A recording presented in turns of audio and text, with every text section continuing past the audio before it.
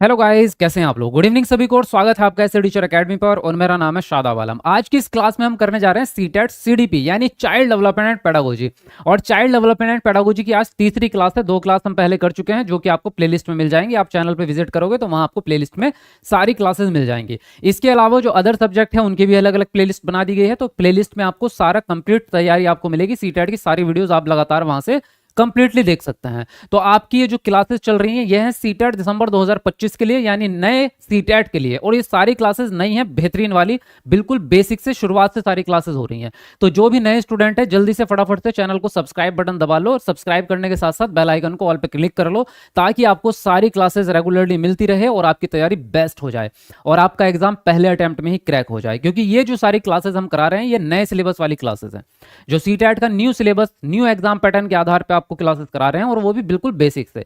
तो जितने नए स्टूडेंट हैं जिनको अभी तैयारी स्टार्ट करनी है, शुरू से आप पढ़ना चाहते हैं, उनके लिए बेस्ट मतलब द बेस्ट क्लासेस हैं। इससे बेस्ट क्लासेस नहीं मिल सकती आपको। क्योंकि हम इतना बेसिक कॉन्सेप्ट समझा के चल रहे हैं कि एक एक शब्द का मीनिंग बता के, सारे सिद्धांत समझा करके, हर प्रश्न को तोड़ करके, पूरे टैग वर्ड्स, ट्रिक्स कैसे आप सॉल्व करेंगे, शॉर्टकट ट्रिक्स, सब चीजें समझा रहे हैं।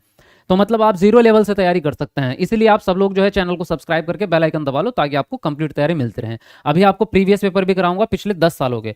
यहाँ आपको 10 सालों के लगातार प्रीवियस पेपर मिलेंगे पूरे एक्सप्लेनेशन के साथ पूरे। ठीक है, तो शुरू करते हैं आज की क्लास। जी गुड इवनिंग सभी को, वालेकुम अस्सलाम, नमस्ते, सत श्री अकाल। आ गए सबके सब रेडी हैं हम? हाँ बहुत बढ़िया भाई, रेडी हो जाओ जल्दी से। जी बैच लेना है सर मुझे तो। हाँ बैच के लिए भी बिल्कुल ले सकते हैं आप बैच, कोई दिक्कत नहीं है। किस किस को बैच लेना है जरा एक बार कमेंट में यस लिखना। अच्छा काफी सारे। हाँ हाँ, तो बैच वाले जितने भी स्टूडेंट हैं आप लोगों के लिए खुशखबरी है। मैं खुद ही बताने वाला था, वो तो आपने पूछ लिया चलो कमेंट में, ये बहुत अच्छी बात हो गई है ना। तो मैं खुद ही बताने वाला था कि परसों क्या है कि करवा चौथ का त्योहार है ना। तो आप सभी के लिए बहुत मतलब जो शादीशुदा जो लोग हैं उनके लिए तो और ज्यादा। आजकल तो बिना शादी वाले भी कुछ कुछ मनाते हैं, वो चलो एक हट के बात है ना, होता है। लेकिन अच्छा त्योहार है और बहुत इंपॉर्टेंट त्योहार है। मतलब जो शादीशुदा लोग हैं उनके लिए तो बहुत ही ज़्यादा इंपॉर्टेंट है। तो आप लोगों के लिए गिफ्ट है और गिफ्ट आपका यही है कि आपको जो है इस पर जो आपका सीटेट का गारंटी बैच है और यूपीटेट का गारंटी बैच 2025 से इस पे आपको जो है धमाकेदार ऑफर मिलने वाला है इस पर। ठीक है, करवा चौथ पर। तो ये ऑफर आपका क्या रहेगा वो मैं आपको बता देता हूँ। हाँ हाँ हाँ, सभी का जो है सब आप रखेंगे। अच्छा ये बताओ पहले मुझे कि कितने लोग ऐसे हैं जिन्होंने गारंटी बैच ले लिया है, जरा कमेंट में यस लिखो एक बार। और कौन कौन लोग बचे हैं जो अभी गारंटी बैच नहीं ले पाए हैं और लेना चाह रहे हैं। तो फिर मैं बताता हूँ कि आपके लिए क्या जबरदस्त ऑफर निकलने वाला है, बेहतरीन वाला। एक बार जो है अपना पिंक वाला जो है वेव वाला हैंड होता है ना, वो जरा एक बार हिलाएंगे जो जो ऐसे लोग हैं जो अभी गारंटी बैच नहीं ले पाए हैं और लेंगे, अब वो आपको लेना चाहते हैं। और लेना तो सभी को है, एक भी बच्चा भाई छोड़ना मत इसको। अगर कोई भी इस वीडियो को देख रहा है तो एक भी बच्चा गारंटी बैच के बिना मत पढ़ाई करना। गारंटी बैच आपके लिए कंपलसरी है बहुत ज्यादा। क्योंकि इस ये अकेला बैच है पूरे हिंदुस्तान का जो 100% गारंटी देता है आपको पास कराने की। जी हाँ, इस बैच के अंदर हम आपको लिखित में गारंटी देते हैं कि आपका एग्जाम पास होगा ही होगा। क्यों देते हैं गारंटी? क्योंकि इसके अंदर जो कंटेंट आपको मिलता है ना वो इतना जबरदस्त और प्रीमियम कंटेंट है। मतलब उसकी क्वालिटी को कोई टक्कर ही नहीं दे सकता। क्यों नहीं दे सकता? क्योंकि वो कंटेंट कम से कम 60 किताबों से मिल के बना हुआ है, निचोड़। और उन 60 किताबों को पढ़ना बैठोगे ना 3-4 साल निकाल दोगे आप। जी हाँ, और ये हमारी 5 सालों की मेहनत है जो आपको इस बैच में प्रोवाइड करा रहे हैं हम। तो इसलिए इस कंटेंट में से आपके पूरे के पूरे नंबर फंसते हैं। मतलब 150 में से 150 नंबर फंसेंगे आपके, एक नंबर भी आपका बच नहीं सकता पेपर में। तो अगर आप 100% पास करना चाहते हैं, पहले अटेम्प्ट में क्रैक करना चाहते हैं, तो यही बैच सबसे सुपर है आपके लिए। तो सभी लोग इस बैच में जो है अपना एडमिशन ले लो जल्दी से जल्दी। और इसमें आपको 100% गारंटी भी मिलेगी पास कराने की। दूसरी बात, अगर आप पास नहीं हुए, एक नंबर से भी फेल हुए, तो आपको पूरी फीस वापस रिफंड मिलती है। वरना तो अगले साल आप फ्री पढ़ेंगे जब तक आपका सीटेट पास नहीं हो जाता, आपसे कोई फीस नहीं ली जाएगी। तो इतनी बड़ी गारंटी आपको मिल रही है। देखिए हाँ, काफी लोग जो है यहाँ पर आ चुके हैं, संख्या बहुत ज्यादा भाई। कम से कम मुझे ऐसा लग रहा है 500-600 कमेंट हैं जो गारंटी बैच लेना चाह रहे हैं, है ना। तो भाई 500-600 बच्चों, अब ध्यान से एक बात सुन लो, वो ये है कि आपको जो है थोड़ा सा जो है पहली प्रायोरिटी में आना पड़ेगा। क्योंकि जो ऑफर निकलने वाला है आपका वो बताता हूँ मैं आपको। देखो किस तरह से निकलने वाला है, वो ये है कि आप सबको ये तो पता है कि इसकी फीस कितनी होती है। एक्चुअल फीस इसकी 9,000 रुपये है जो कि आपको ऐप पर दिखती है। लेकिन विद डिस्काउंट ये आपको कितने का मिलता है? 6,000 रुपये का ऐप पर, है ना।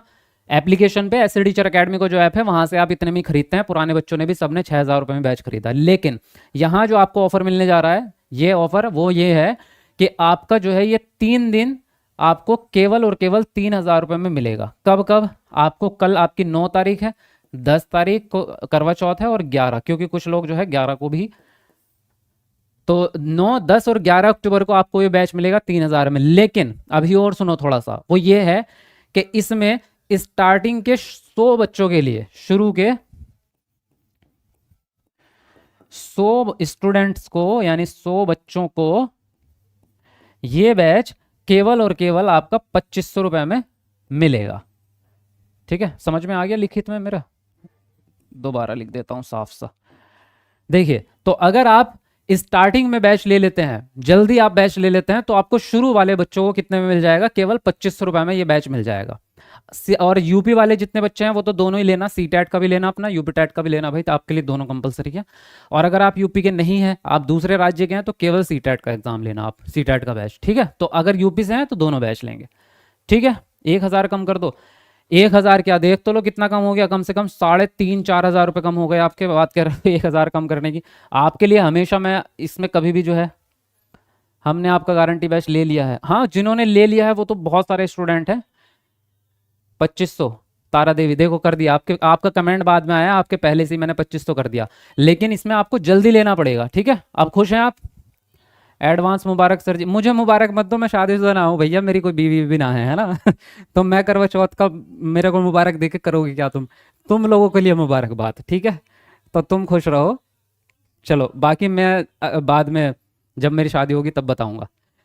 देखिए फिलहाल यहाँ पर जो है आप बात तो समझ गए हैं। अब एडमिशन कैसे लेंगे आप? ये आपकी एकेडमी के नंबर सारे के सारे, एसए टीचर एकेडमी के हमारे ऑफिस के नंबर है। ये सारे नंबर नोट कर लो, इनमें से किसी भी नंबर पे कल कॉल लगा लेना आप।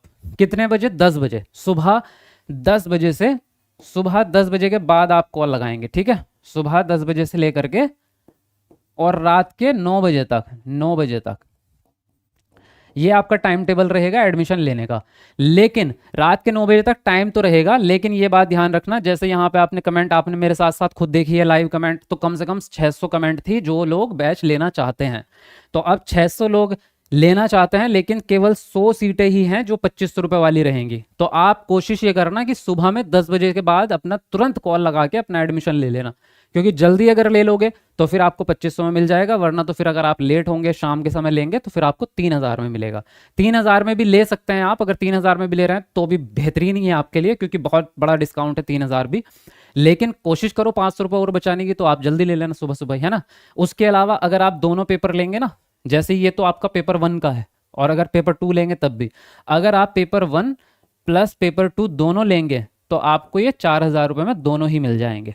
वैसे अगर आप देखोगे तो 5,000 बैठ रहे हैं, है ना, दोनों के, लेकिन इसमें और डिस्काउंट मिलेगा जब आप कॉम्बो लेंगे, तो आप दोनों ही पेपर लेना। और मैं ये आपसे सबको ये समझाने वाली बात कह रहा हूँ कि अगर आपने डीएलएड किया है, यानी बीटीसी, या फिर आपने 4 साल वाला बीएड किया है, तो दोनों पेपर भरना आप सीटेट का, फर्स्ट पेपर भी और सेकंड भी, मतलब प्राइमरी और जूनियर दोनों पेपर की तैयारी करो आप, क्योंकि आपको दोनों में ही चांस मिलेगा। जो बीएड वाले हैं वो केवल सेकंड पेपर की करना, बाकी जितने भी डीएलएड वाले हों, 4 साल वाले बीएड के हैं, जितने भी लोग हैं इसके अलावा बीएड 2 साल वाले बीएड को छोड़ के, वो सब पेपर 1 और पेपर 2 दोनों का फॉर्म भरना और दोनों की तैयारी करो, दोनों का बैच लो, क्योंकि आपको 2 चांस मिलेंगे आपको वैकेंसी में। समझ गए आप? ठीक है भाई, अब क्लियर? जिस दिन सर के मन पसंद मिल जाएगी शादी कर लेंगे। अब तुम्हें बड़ा पता है मेरे बारे में, है, मेरे से ज़्यादा तो तुम लोग जानते हो मेरे बारे में। चलो ठीक है, क्लास शुरू करते हैं। ये बात आपको समझानी थी, समझा दी मैंने। इसका स्क्रीनशॉट ले लो ताकि आप कल अपना कॉल कर सकें, और ले ही लेना भाई अपने एडमिशन। जितने लोग भी बच रहे हैं वो ले लेना एडमिशन कल परसों में, है ना, क्योंकि अब आपके पास आगे समय कम बचा है तैयारी करने के लिए, 1.5-2 महीने ही है, ज़्यादा लंबा समय नहीं है, तो जल्दी आपको तैयारी शुरू करनी पड़ेगी, तभी बेहतरीन तैयारी कर पाओगे, है ना। और ये बात याद रखना कि इससे बेस्ट बैच तो कोई और नहीं मिलेगा आपको, तो इसलिए इधर उधर भटकने से अच्छा है कि अपना एक जगह पढ़ के और पहले अटेम्प्ट में क्रैक कर लो। वरना तो अगर आप भटकते रह जाएंगे कि आपको ये वाली किताब पढ़ लूँ, या यहाँ से देख लूँ, यहाँ से कर लूँ, तो फिर आप कंटेंट ढूंढने में सालों निकाल देंगे। मैं एक्सपीरियंस से बता रहा हूँ, मैंने 7 बार सीटेट पास करा है, तो मुझे पता है कैसे पढ़ाई होती है। और इसके अंदर तो मैंने आपको बता दिया, कम से कम 50-60 किताबों का निचोड़ दे रहा हूँ, बाकी मेरा जो एक्सपीरियंस है वो सारी चीज़ें, मतलब 100% गारंटी है, तो किसी बेस पे दे रहे होंगे, समझ सकते हैं आप, तो इसलिए इससे बेस्ट चीज़ मिलेगी नहीं। और आसान भी होता है। सबसे बड़ी बात कि हमारे पढ़ाने का जो तरीका है इस बैच में, जो हम लेक्चर्स लेते हैं, पुराने बच्चे सब जानते हैं, टेंशन नहीं होती आपको। हम ऐसा पढ़ाते हैं कि क्लास के अंदर ही आपको पढ़ते पढ़ते मज़ा भी आता है और बिना टेंशन के याद हो जाती है चीज़ें, तो आपके दिमाग पे बोझ नहीं पड़ता पढ़ाई का।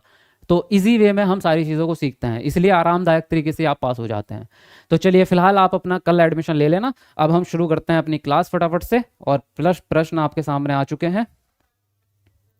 चलिए जी, देखिए इसने बोला सीमा अपनी मम्मी की आज्ञा के बिना रसोई से मिठाई खाने में डरती है, उसे लगता है कि मम्मी को पता लगने पर उसे सजा मिलेगी। तो कॉलबर्ग के नैतिक सिद्धांतों के अनुसार सीमा किस स्तर पर है? पहला ऑप्शन है उत्तर पारंपरिक स्तर, दूसरा है आपका पूर्व पारंपरिक स्तर, तीसरा है अमूर्त स्तर और चौथा ऑप्शन है पारंपरिक स्तर। तो अब पहला काम क्या है आपका? कमेंट करना। कमेंट में आप अपना आंसर देंगे नीचे, उसके बाद मैं आपको समझाऊंगा सारी चीजें। कमेंट करना इसलिए जरूरी है कि आपको ये लगे, मतलब आपको ये जांचना है कि क्या मैं प्रश्न सॉल्व करने के काबिल हूं या नहीं। मतलब अगर हम जितने भी प्रश्न करेंगे उसमें से कितने आप सही कर पाते हैं, तो इससे एक अपना लेवल पता चलता है। तो पहले आप अपना आंसर दो, फिर मैं समझाऊंगा आपको। चलिए लिखेंगे अपना आंसर।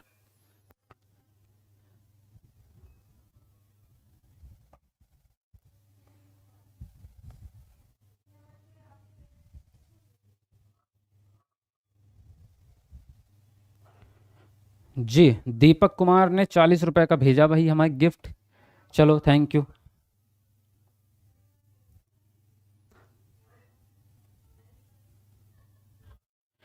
सर हम सिंगल हैं, हमारे लिए क्या ऑफर है? अरे भाई ये ऑफर सबके लिए है, सिंगल वालों के लिए भी है, ठीक है।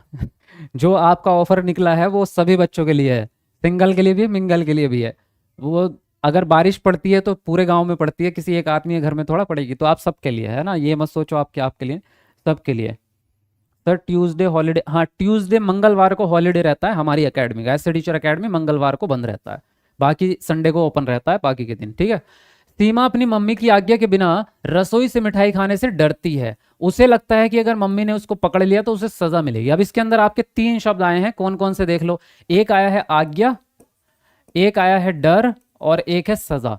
तो ये तीनों ही किस वाले चरण में आपको देखने को मिलते हैं? अगर आपने सिद्धांत पढ़ा है कॉलबर्ग का, मैंने आपको पढ़ाया है, अगर आपने नहीं पढ़ा तो यूट्यूब पे लेक्चर पढ़ा है 1.5 घंटे का, वो आप देख लो जाके, कॉलबर्ग का पूरा सिद्धांत सिखाया है आपको। तो उसमें 6 चरण होते हैं आपके टोटल, कितने? 6 चरण टोटल होते हैं कॉलबर्ग के सिद्धांत में, जिसमें एक चरण होता है जिसका नाम है दंड एवं आज्ञा पालन अभिविन्यास। क्या नाम होता है भाई? दंड एवं आज्ञा पालन अभिविन्यास, ठीक है।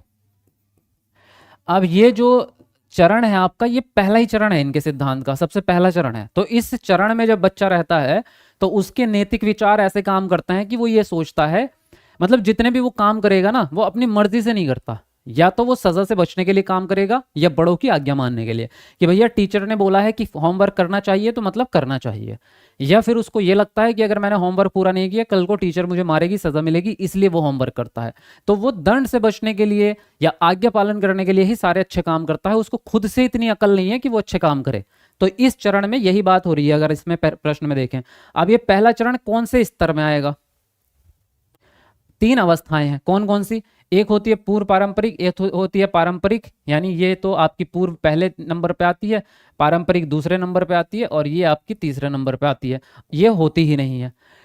3 स्तर होते हैं कॉलबर्ग के सिद्धांत में, और 3 स्तर में 6 चरण होते हैं, यानी हर एक स्तर पे 2-2 चरण होते हैं। तो पहले स्तर पे पहला और दूसरा चरण आ जाता है, तो इसी के अंदर आपका पहला और दूसरा इसके अंदर आ जाएगा। और हम बात कर रहे थे पहले चरण की, तो आंसर राइट जाएगा आपका सेकंड ऑप्शन। क्लियर बात, समझ गए आप? ये सर नो एक बार बताओ। हाँ जी समझ गए। प्री ऑपरेशनल स्टेज, ऑपरेशनल, अरे गुरु ऑपरेशनल जीन प्याजे के सिद्धांत में होता है, यहां प्री कन्वेंशनल होता है। देखो कन्वेंशनल, ऑपरेशनल नहीं होता, ऑपरेशनल जीन प्याजे के सिद्धांत में होता है। चलिए तो फिलहाल यहां पर जो आंसर आपका राइट हो जाता है सेकंड ऑप्शन हो जाता है। अगले प्रश्न में बढ़ते हैं अब हम। अगला प्रश्न है, जीन प्याजे के अनुसार संज्ञानात्मक विकास किस प्रक्रिया द्वारा सुगम होता है? पहला है अनुकूलन, दूसरा पुनर्बलन, तीसरा पूर्वाभ्यास, चौथा ऑप्शन है कलन विधि। बताएंगे आप कौन सा ऑप्शन सही जाएगा? लिखिए फटाफट से अपना आंसर। अकॉर्डिंग टू जीन प्याजे cognitive development is facilitated by the process of, किस प्रोसेस से? अडेप्टेशन, रेनफोर्समेंट, रिहर्सल या फिर एल्गोरिदम। तो बताओ यहाँ पर कौन सा ऑप्शन सही जाएगा, कमेंट में लिखेंगे अपना आंसर। और वीडियो को लाइक करते रहो जरा सब लोग, एक बार कमेंट को नीचे करके लाइक बटन दबाओ फटाफट से, जल्दी जल्दी लाइक बटन दबाएंगे। 1000 लाइक होने वाले हैं हमारे। 1000 लाइक में 3 लाइक कम है, 1000 में 3 लाइक कम बचे हैं, तो जल्दी से कमेंट को नीचे करके लाइक करके आओ। कौन बनेगा वो लक्की पर्सन जो 1000 वाला लाइक करके आएगा? जल्दी करके आओ अच्छे बच्चों की तरह।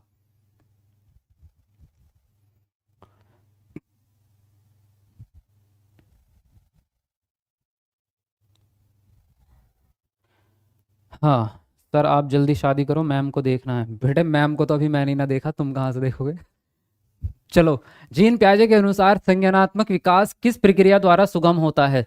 तो जीन पियाजे के हिसाब से बताओ, चारों ऑप्शन में से कौन सा वर्ड है जो जीन पियाजे के सिद्धांत में आता है? वो है अनुकूलन।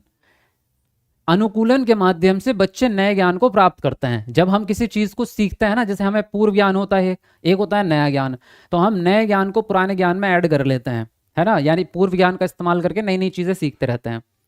तो नई चीज को सीखना ही अनुकूलन कहलाता है। जैसे मुझे साइकिल चलानी आती है, अब मैं साइकिल चलाने का जो मेरा स्किल है वो काम आएगा बाइक सीखने में। जब मैं बाइक चलाऊंगा तो कम से कम मुझे बेसिक इतना आता होगा कि मुझे हैंडल पकड़ना आता है, बैलेंस करना आता है दो पहियों का, तो कुछ तो आता है ना थोड़ा सा। तो वो बेसिक जो आपका पुराना पूर्व स्किल है वो नए ज्ञान को सीखने में मदद करता है, और जब आप नए ज्ञान को सीखते हैं तो उसी को हम अनुकूलन कहते हैं। तो आपका पहला ऑप्शन सही हो जाएगा। अब बाकी के भी देख लो। पुनर्बलन कहते हैं इनाम देने को या शाबाशी देने को बच्चे को, तो ऐसा कुछ इसमें है सिद्धांत में? नहीं। पूर्व अभ्यास यानी बार बार रिहर्सल करना। किसी भी परफॉर्मेंस से पहले जो हम काम करते हैं ना, जैसे एग्जाम से पहले आप प्रैक्टिस करते हैं, जैसे कल को मेरा पेपर है तो मैं आज मॉक टेस्ट लगा रहा हूं, तो मॉक टेस्ट को ही पूर्व अभ्यास कहते हैं। तो ऐसा कुछ जीन पियाजे के सिद्धांत में नहीं आता। कलन विधि जो होती है, ये स्टेप बाय स्टेप जब आप किसी प्रॉब्लम को सॉल्व करते हैं उसको कहते हैं, ये समस्या समाधान की एक विधि है। कलन विधि जो होती है ना, ये समस्या समाधान करने की एक विधि है। इसको एल्गोरिदम मेथड कहते हैं हम, और इसमें चरण दर चरण चलते हैं। गणित में बहुत ज्यादा यूज होती है, तो गणित में क्योंकि सवाल जैसे आता है ना, फिर ये दूसरा स्टेप, तीसरा, चौथा, पांचवा, फिर जाके यहाँ हमारा आंसर आता है। तो ऐसे हम चरण दर चरण चलते हैं, तो इसी को कलन विधि के नाम से जाना जाता है। फिलहाल आपका आंसर जो है पहला ऑप्शन सही हो जाता है। समझ में आया ये प्रश्न आपको? जरा कमेंट में यस लिख के बताओ एक बार अगर समझ में आ गया। जी मैंने लाइक कर दिया सर, बहुत बढ़िया, थैंक यू वेरी मच।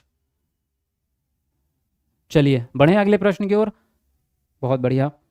देखिए अगला प्रश्न है आपका, जीन पियाजे द्वारा प्रस्तावित विशेषताओं के साथ चरणों की सही सुमेलित जोड़ा चुनिए। यानी कि ये 4 अवस्थाएं हैं जीन पियाजे के सिद्धांत में आती हैं, ये आपको याद है ना, 4 अवस्थाएं।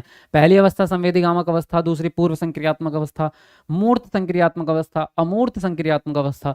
इनकी जो विशेषताएं होती है, इनके अंदर जो गुण होते हैं, आगे इनके गुण लिखे गए हैं, लेकिन एक ही सही है, 3 गलत लिखे गए हैं। तो सही वाला ढूंढना है आपको कि कौन सी अवस्था का गुण सही सही लिखा गया है। अब बताओ कमेंट करके कौन सा ऑप्शन सही जाएगा। चलो जल्दी से लिखो अपना अपना आंसर। नए बच्चे वीडियो लाइक करते रहो, देखो इतनी अच्छी वीडियो है, बहुत बढ़िया वाली। आप सबको पता चल रहा है कितनी बढ़िया क्लास चल रही है, इतने इंटरेस्ट के साथ मैं आपको पढ़ाता हूं, तो एक लाइक तो कर दिया करो।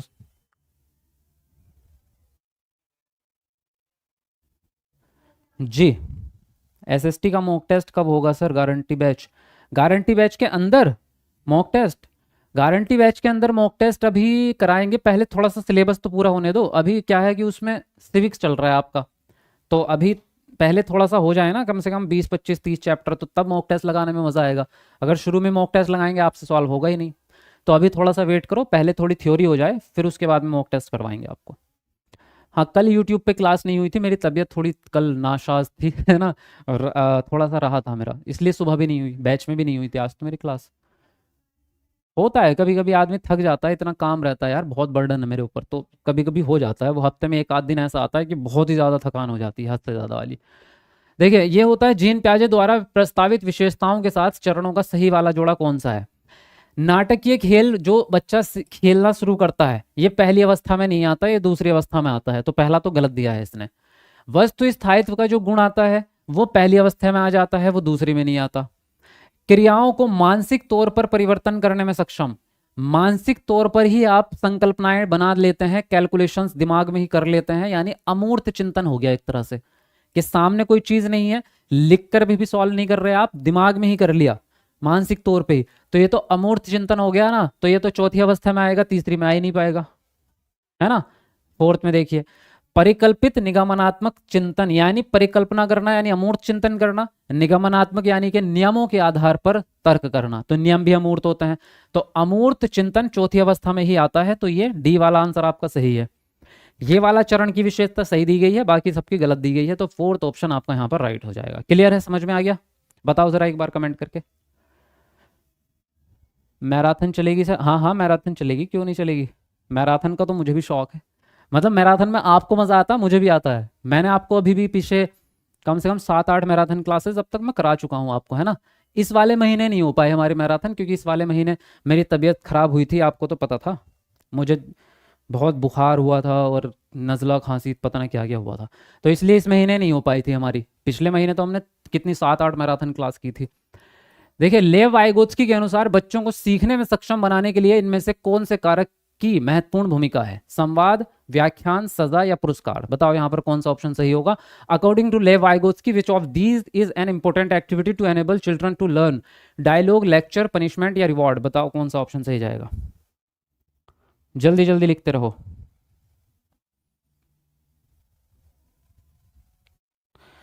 सर क्लास में कोई है जो आपको बहुत ज़्यादा चाहती है?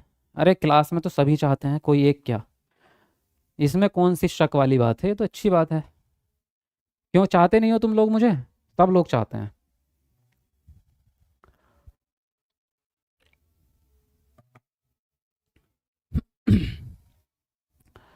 चलिए लिखते रहिए अपना अपना आंसर जल्दी जल्दी से।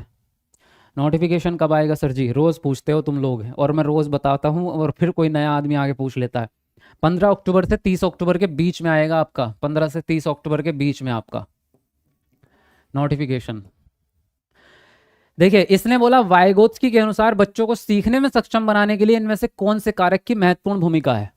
वाइगोत्स्की का सिद्धांत क्या है? सामाजिक सांस्कृतिक विकास का सिद्धांत, इंग्लिश में सोशियो कल्चरल डेवलपमेंटल थ्योरी। यानी समाज और संस्कृति ही सबसे पावरफुल चीज है इस दुनिया में। आपका कल्चर और आपकी सोसाइटी, इसके बिना ना आपका जन्म हो सकता है, ना आपका विकास हो सकता है, ना ही आप कुछ सीख सकते हैं, कुछ भी नहीं हो सकता ए टू जेड। ये बात कहते हैं वाइगोत्स्की।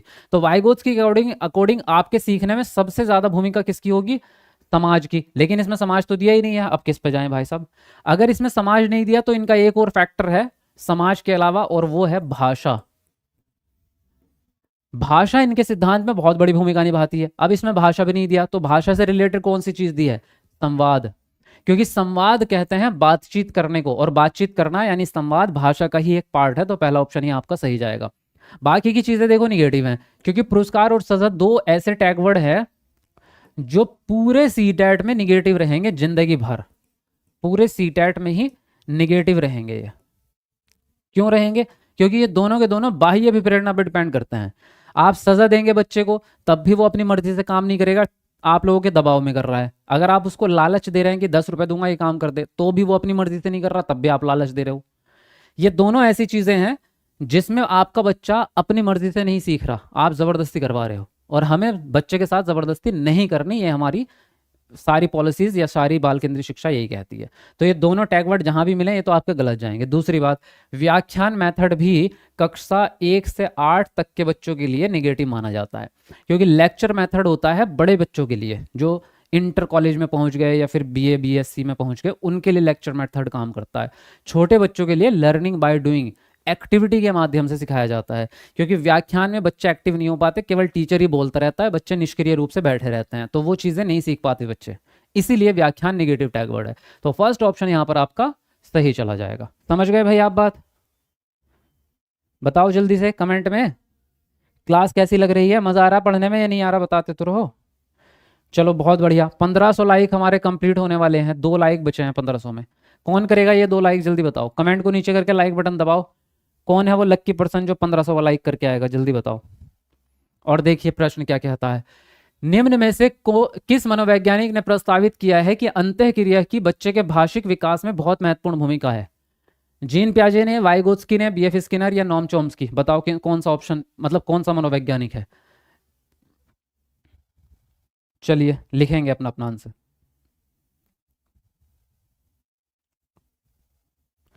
सर गारंटी बैच में सीडीपी नहीं हुआ है, क्यों नहीं हुआ? डेली सीडीपी की क्लास होती है,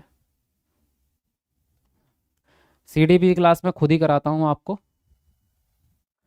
यस सर मज़ा आ रहा है।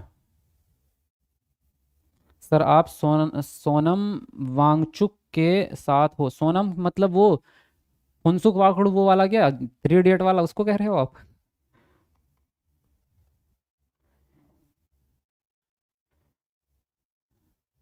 चलो लिखो जल्दी से अपना अपना आंसर।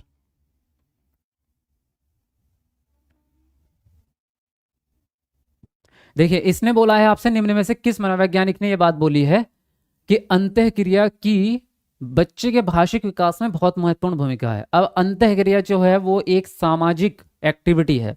अंतःक्रिया कैसी एक्टिविटी है? सामाजिक। अंतःक्रिया का मतलब होता है मिलना जुलना, एक दूसरे से बातचीत करना, एक दूसरे के साथ खेलना, एक दूसरे के साथ काम करना। जब आप सड़क पे चल के जा रहे हैं, आपका कोई पड़ोसी मिल गया, अरे कैसे हो सर, हाथ मिलाते हैं उससे, आज आए नहीं आप शाम खेलने। तो ये अंतःक्रिया मतलब सोशल एक्टिविटी है। और सोशल एक्टिविटी के बारे में सबसे ज्यादा बात कौन करता है? वाइगोत्स्की करता है। तो आपका आंसर कौन सा सही जाएगा? वाइगोत्स्की, यानी सेकंड ऑप्शन राइट जाएगा आपका। ठीक है, बाकी अंतःक्रिया इनका टैग वर्ड भी है, बता दूं और भी आपके इसके, चलो लिख लो। वाइगोत्स्की की अगर हम बात करें तो समाज होता है, फिर उसके बाद में आपकी सांस्कृतिक, फिर और लिख लो इसका समूह या सामूहिक, परस्पर, मिलजुल कर, अंतःक्रिया, सहयोग। ये क्या है? ये इनके टैग वर्ड हैं जो इनके एग्जाम के देखेंगे ना, एग्जाम में तो ऑप्शंस में ये आपको देखने को मिलेंगे जब वाइगोत्स्की का प्रश्न आएगा। तो आप चाहें तो इसको लिख सकते हैं। बाकी मैं आपको टैग वर्ड्स की वीडियो अलग भी बताऊंगा, मतलब अलग से बनाऊंगा आपके लिए टैग वर्ड नए वाले जो इस साल चलेंगे आपके, है ना। चलिए अगला प्रश्न है आपका, बच्चे की वृद्धि और विकास निम्न में से कौन से कारकों द्वारा प्रभावित होता है? पहला ऑप्शन है परवरिश की शैलियां, दूसरा है आपका आनुवांशिक ढांचा, तीसरा है विद्यालय अनुभव और चौथा ऑप्शन है व्यक्तिगत रुचि। तो इनमें से जो पॉजिटिव लगेंगे वो चुन करके अपना आंसर दे देना। चलो कमेंट में लिखो आंसर जल्दी से।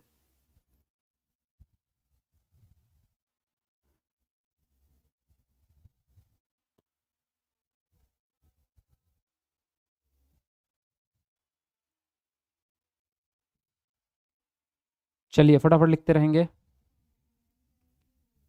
सर मैं रोज आते ही लाइक कर देती हूँ, निर्भय कुमारी, चलो thank you very much. Sir एक शायरी, डेंजर वाला, अच्छा, जलने वालों को जलाते रहो जब तक कि वो जल जल के राख ना हो जाए, समझने वाले को इशारा काफी, सल्तनत। पता नहीं भाई, मुझे तो समझ नहीं आई तुम्हारे तुम्हारी शायरी मुझे समझ नहीं आई। चलो लिखो अपना आंसर लिखो। देखिए इसने बोला आपसे क्या है कि बच्चे की वृद्धि और विकास में निम्नलिखित में से कौन से कारक उसको प्रभावित करेंगे, यानी उस पर असर डालेंगे, आपके बच्चे के डेवलपमेंट पे कौन कौन सी चीजें असर डालेंगी। परवरिश की शैलियां, परवरिश तो पता है ना किसको कहते हैं? पालन पोषण। जो बच्चे, माता पिता जो है बच्चे को पालते हैं, पालने को परवरिश भी कहते हैं। कि उसको कैसा संस्कार दे रहे हो, कैसा खान पान दे रहे हो, उसको अच्छे से नहला धुला के रखते हो या ऐसे ही डाल देते हो, पकड़े रहता है बच्चा, उससे बातचीत करते हो, उसके साथ खेलते हो, उसको कैसे संस्कार सिखा रहे हो, इसको कहते हैं परवरिश। तो इसका बहुत बड़ा असर पड़ता है बच्चे के डेवलपमेंट पे। आनुवांशिकता का तो पड़ेगा ही, क्योंकि बिना आनुवांशिकता के तो आप पैदा ही नहीं हुए। जब आप पैदा हो रहे हैं तो बिना आनुवांशिकता के तो पैदा ही नहीं हो सकते ना, आपके पूर्वज गुण आएंगे आपके अंदर, तभी तो आप इंसान पैदा हुए हैं। भाई आपका डीएनए था इंसानों वाला, तभी तो इंसान बन के पैदा हुए, वरना तो कुछ और बन जाते। आपके विद्यालय में क्या सिखाया जाता है, इसका भी असर पड़ेगा आपकी वृद्धि विकास पे। वृद्धि पे नहीं पड़ेगा शरीर की, लेकिन विकास पे तो पड़ेगा, आपके संज्ञानात्मक विकास पे, आपके भाषा विकास पे, आपके गणित के विकास पे। व्यक्तिगत रुचि, यानी आपका इंटरेस्ट किस चीज में सबसे ज्यादा है। जिस सब्जेक्ट में आपका इंटरेस्ट होगा वो वाला विकास आपका फास्ट होगा, या जिस काम में आपका इंटरेस्ट होगा वो चीजें ज्यादा डेवलप हो जाएंगे। तो आपके इंटरेस्ट का भी फर्क पड़ता है आपके विकास पे। तो चारों ही ऑप्शन पॉजिटिव है, इसका मतलब डी आंसर राइट जाएगा आपका। समझ गए? फोर्थ ऑप्शन यहां पर आपका सही जाएगा। चलिए बढ़ेंगे अगले प्रश्न की ओर। अगला प्रश्न आपका, बच्चों में विकासात्मक परिवर्तन। पहला ऑप्शन है सभी संस्कृतियों में सार्वभौमिक समान गति से होते हैं, दूसरा ऑप्शन है एक आयामी और रैखिक है, तीसरा है आपका वंशानुगत और पर्यावरणीय कारकों के बीच एक जटिल अंतःक्रिया है, और डी ऑप्शन है अपरिवर्तनीय है और पैर की उंगली से सिरे तक आगे बढ़ते हैं। तो बताएंगे आप कौन सा ऑप्शन सही जाएगा, लिखेंगे अपना अपना आंसर। चलिए जल्दी बताएंगे अपना। Yes sir.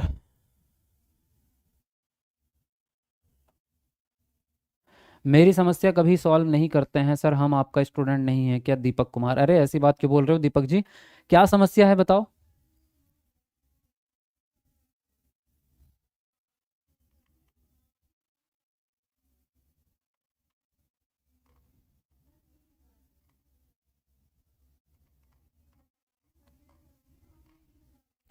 क्या सीटेट यूपी में अलाउ है? हाँ हाँ अलाउ है सर। मैं ज्योग्राफी सब्जेक्ट से एमए किया हूँ तो बीएड कंप्लीट कर चुका हूँ। क्या मैं आगे तो लिखा ही नहीं पूरा कमेंट आपने, आगे भी लिखो भाई। सर आप बहुत बढ़िया से समझाते हैं जी, थैंक यू वेरी मच। देखिए इसने बोला क्या है आपसे कि बच्चे में जो विकासात्मक परिवर्तन होते हैं, यानी परिवर्तन विकास को ही कहते हैं एक्चुअल में। जब बच्चा बड़ा हो रहा है तो बिना परिवर्तन के डेवलपमेंट होता ही नहीं है। मैंने आपको जब डेवलपमेंट वाला चैप्टर पढ़ाया था तो उसमें एक पर्यायवाची शब्द परिवर्तन भी था कि विकास ही परिवर्तन है। तो जब बच्चे में चेंजेस आते हैं तो वो किन किन चीजों के द्वारा होते हैं या उसके बारे में क्या बात इनमें से सही जाएगी आपकी। सभी संस्कृतियों में एक जैसे होंगे? नहीं होंगे। बच्चे के विकास पे संस्कृति का अलग अलग इफेक्ट पड़ता है। जैसे अगर कोई बच्चा जो है गांव में पैदा हुआ है तो वो गांव की चीजें सीखता है, उसको जो है खेती करनी आ जाएगी, उसको पेड़ पे चढ़ना आ जाएगा, उसको जो है खेतों में भागना दौड़ना आ जाएगा, वो जो है पहाड़ी इलाकों में भी भाग सकता है, नंगे पांव भाग सकता है ना, पेड़ पे चढ़ सकता है, फल तोड़ सकता है पेड़ पे चढ़ चढ़ के, ऐसे काम उसको आएंगे। लेकिन अगर एक शहर का बच्चा होगा उसको ये काम नहीं आएंगे, उसको पेड़ पे चढ़ना भी शायद नहीं आता होगा शहर के बच्चे को, है ना। तो जहां आप पैदा हुए हैं ना वहीं की संस्कृति आप सीखेंगे। और शहर का बच्चा क्या होगा, टेक्नोलॉजी में ज्यादा होगा जो कि गांव के बच्चों को नहीं आएगी।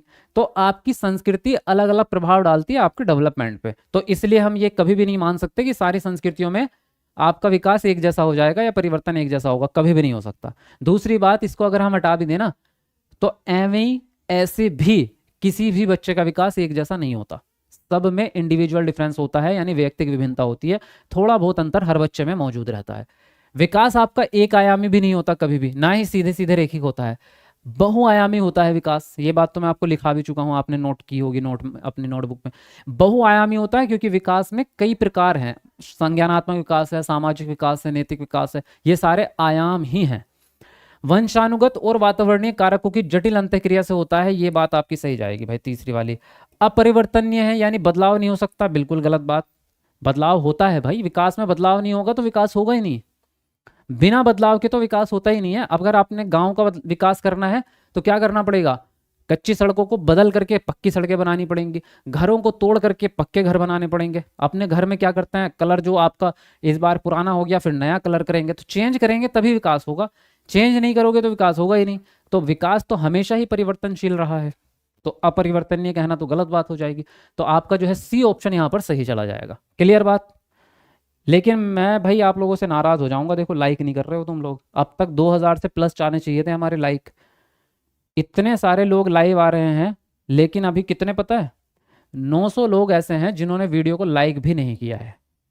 तो बताओ कहाँ छुप के बैठे हैं ऐसे। मैं इतनी मेहनत से आपको पढ़ाता हूँ, इतना बढ़िया कंटेंट लेके आता हूँ, एग्जाम्पल्स इतने अच्छे अच्छे लाता हूँ आपके लिए, तो एक लाइक तो कर दिया करो। चलो करो, जल्दी करो। इस क्वेश्चन से पहले पहले हमारे 2000 लाइक हो जाने चाहिए, बल्कि 2500 होने चाहिए क्योंकि सब लोग करेंगे। तो जल्दी कमेंट को नीचे करके लाइक बटन दबाओ अच्छे बच्चों की तरह। देखो अब प्रश्न है अभिकथन ए, सभी संस्कृतियों में बच्चे एक ही उम्र में एक ही तरीके से विकास के चरणों से गुजरते हैं। और दूसरा तर्क है कि बचपन सार्वभौमिक और एक आयामी होता है। तो ए और आर में से बताओ कौन सी ऑप्शन, इनमें से जो सही लगे उसके हिसाब से अपना आंसर चुन लेना कि ए सही है, आर सही है या दोनों सही है, जो भी लगे आपको बताएंगे आप कौन सा ऑप्शन सही जाएगा। चलो जल्दी जल्दी बताओ जी। Your art of teaching is very nice, Nazia ji thank you very much. JBT commission के लिए भी शुरू करो सर, हिमाचल प्रदेश में होता है। जेबीटी कमीशन मतलब वो वाला प्राइमरी वाला?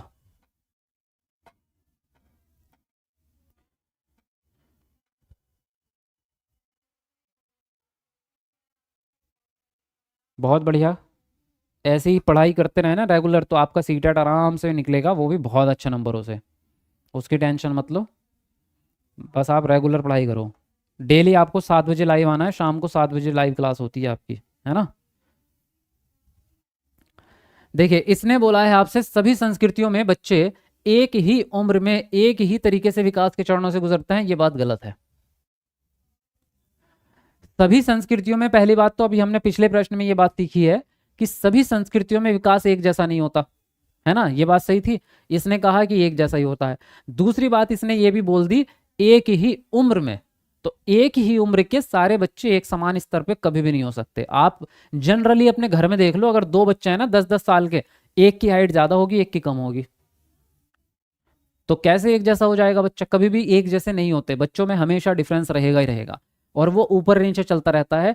जैसे अभी मान लो बच्चा विकास है, मतलब मान लो, चलो विकास तो फिर उसमें आ जाएगा, राहुल है एक लड़का, उसकी लंबाई अभी तेजी से बढ़ रही है और सोनू की धीरे धीरे बढ़ रही है। जैसे ही वो 12 साल के होंगे, फिर हो सकता है राहुल की लंबाई जो है धीरे धीरे बढ़ने लग जाए और उसकी सोनू की लंबाई फास्ट बढ़ने लग जाए, लेकिन अंतर हमेशा रहेगा। तो ये तो हम कभी भी नहीं कह सकते कि एक ही तरीके से विकास के चरणों से गुजर जाएंगे सभी संस्कृतियों में बच्चे। चरण अगर सेम होंगे तो उम्र अलग अलग हो जाएगी। हमने जो बात की है कि उम्र अलग अलग हो जाएगी, एक ही उम्र पे बच्चे का विकास नहीं आएगा। बचपन सार्वभौमिक है और एक आयामी है। सार्वभौमिक तो ठीक था, लेकिन एक आयामी नहीं है।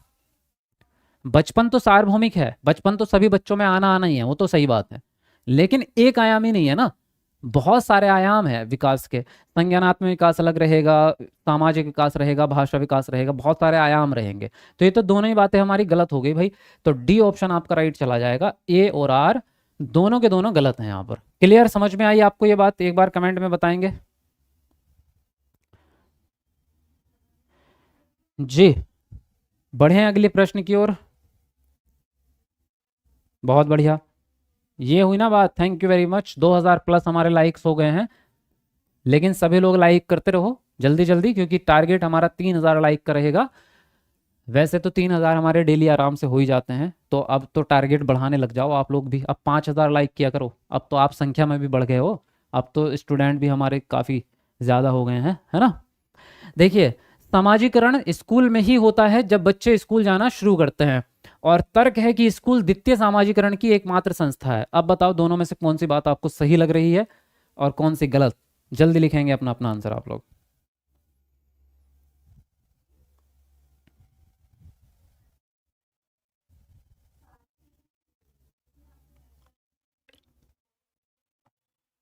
सर आपकी क्लास में तो ज़्यादा लड़कियां हैं।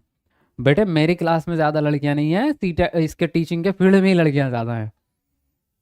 मेरे ऊपर आरोप मत लगाओ आप। और अच्छी बात है ना, है तो। आप लोगों को जलन हो रही है क्या? तुम्हें जलन हो रही है बेटे? देखो, इसमें जो है ना टीचिंग के फील्ड में लड़कियां ज़्यादा आती हैं, ये बात जनरली है ही। आप अपने आसपास देखो, अपने गांव में देखो, लड़कियां ज़्यादा बीएड डीएलएड करती होंगी लड़कों की अपेक्षा।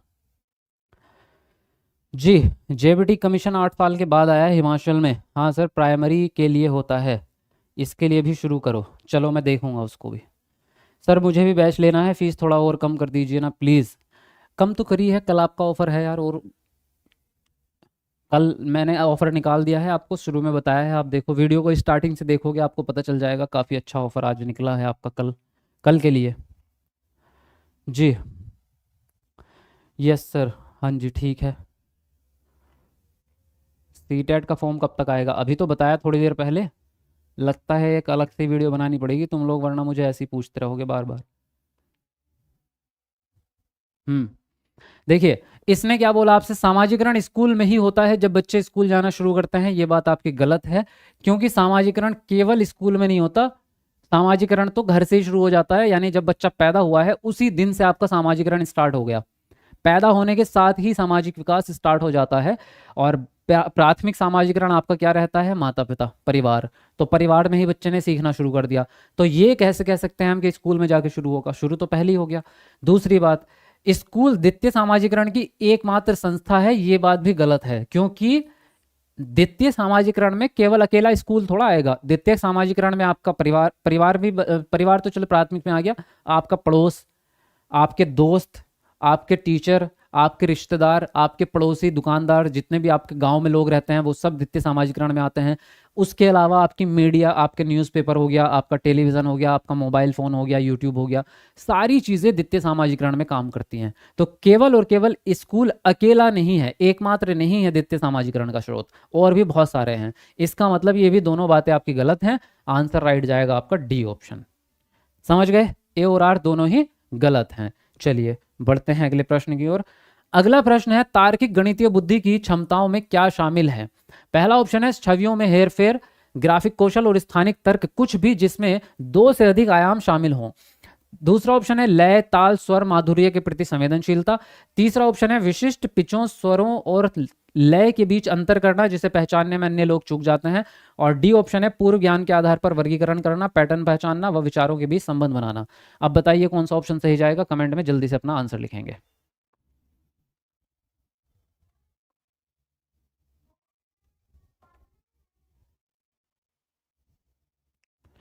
जी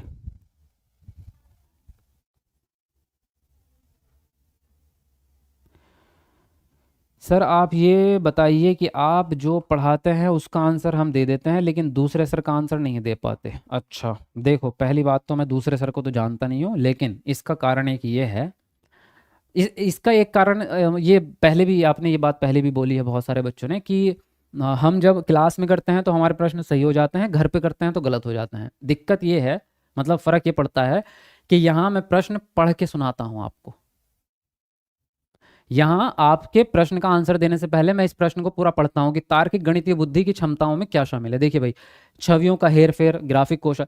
मेरे पढ़ने का स्टाइल ऐसा है जो आपके दिमाग में इस कॉन्सेप्ट को डिफाइन कर करके भेजता है, और मैं बीच में ब्रेक्स लेता हूँ। मुझे पता है कि रिदम क्या होना चाहिए पढ़ने का। मैं कभी भी ऐसे नहीं पढ़ता छवियों में हेर फेर, ग्राफिक कौशल और स्थानिक तर्क, कुछ भी जिसमें दो से अधिक आयाम शामिल, ऐसे पढ़ता हूँ मैं। अगर मैं ऐसे पढ़ूंगा ना तुम्हारा दिमाग खराब हो जाएगा, तुम प्रश्न गलत करोगे।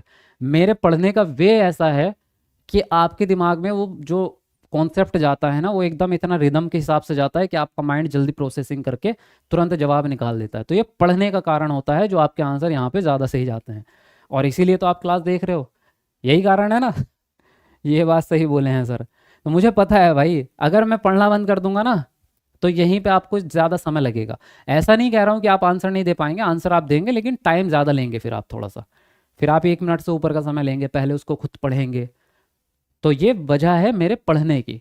तो ये इससे आपको सीखने को ज़्यादा मिलता है।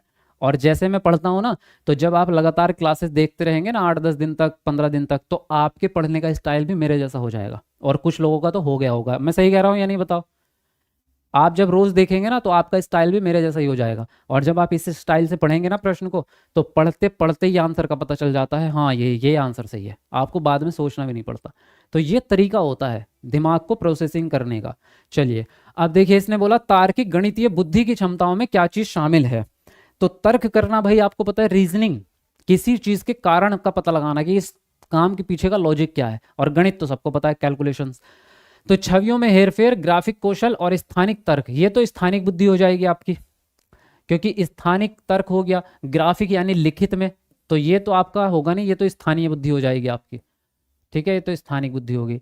लय ताल स्वर, ये म्यूजिक में आता है, ये संगीत में बुद्धि हो गई। विशिष्ट पिचे स्वर लय, ये भी आपका संगीत में ही बुद्धि होगी, सेम टू सेम। तो पूर्व ज्ञान के साथ, पूर्व ज्ञान के आधार पर वर्गीकरण करना, देखो वर्गीकरण करना मैथमेटिक्स में आता है। पैटर्न पहचानना रीजनिंग में आता है। विचारों के बीच में संबंध बनाना रीजनिंग में आता है। ये रीजनिंग यानी कि तार्किक बुद्धि और गणितीय बुद्धि के अंदर ये वाला आ जाएगा आपका डी वाला ऑप्शन। तो यहाँ पर फोर्थ ऑप्शन आपका सही गया। क्लियर, समझ में आई ये बात आपको, है ना।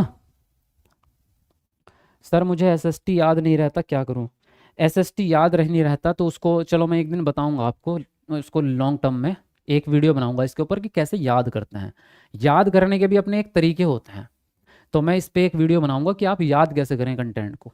ठीक है, फिर आप उसको अच्छे से समझ जाओगे। अभी शॉर्टकट में बताऊंगा, पता नहीं चल पाएगा आपको ठीक से।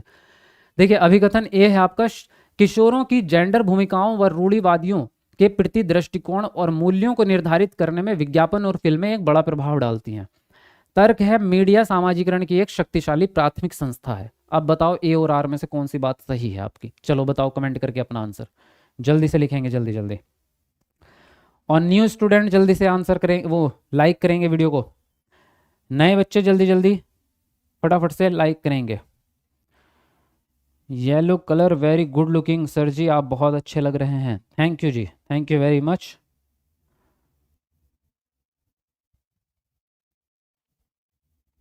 सर मैं यहाँ क्या कर रहा हूँ ज़रा बताना। मुझे क्या पता भाई तुम क्या कर रहे हो यार, कैसे सवाल पूछते हो। मैं कोई अंतर्यामी बाबा हूँ जो मैं ये बताऊंगा कि आप क्या कर रहे हो। साइंस की क्लास आपकी जल्दी ही स्टार्ट होने वाली है, 2-4 दिन के अंदर अंदर प्लानिंग हो चुकी है उसकी।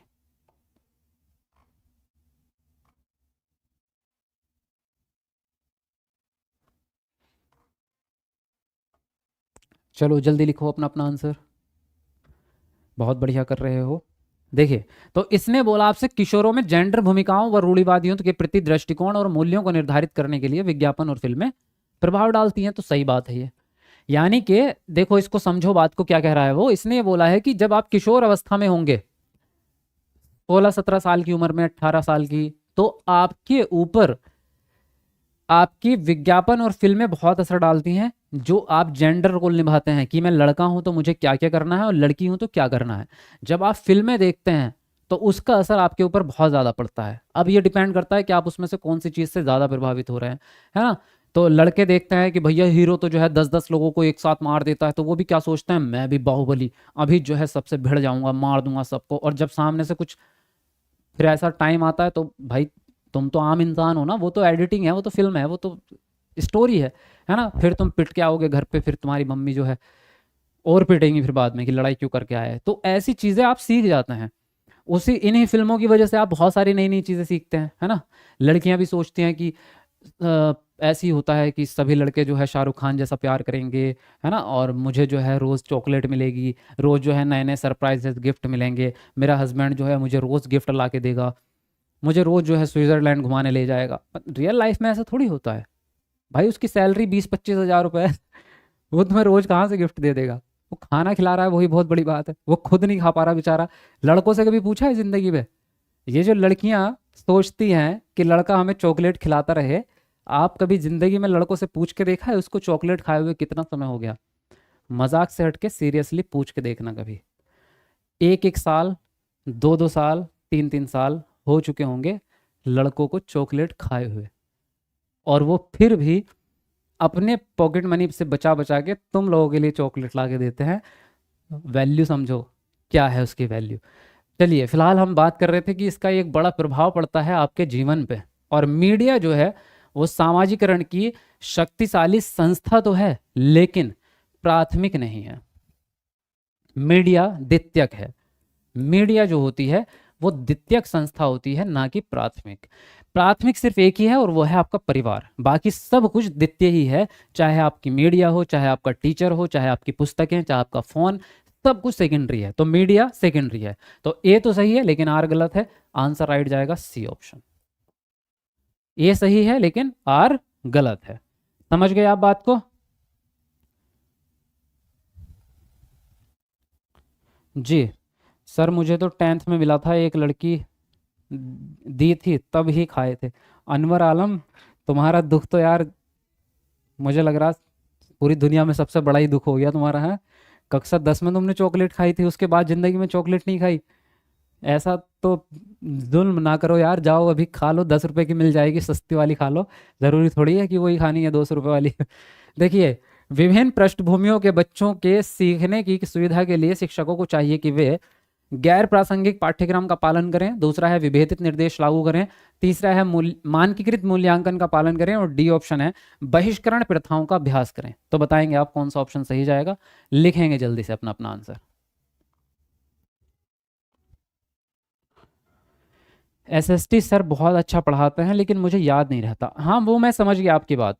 मैंने आपको जो है ये बात अभी बोली ना कि इसके ऊपर मैं एक अलग से वीडियो बना दूंगा कि आप कैसे याद करें चीज़ों को, है ना, याद करने की प्रक्रिया समझाऊंगा आपको।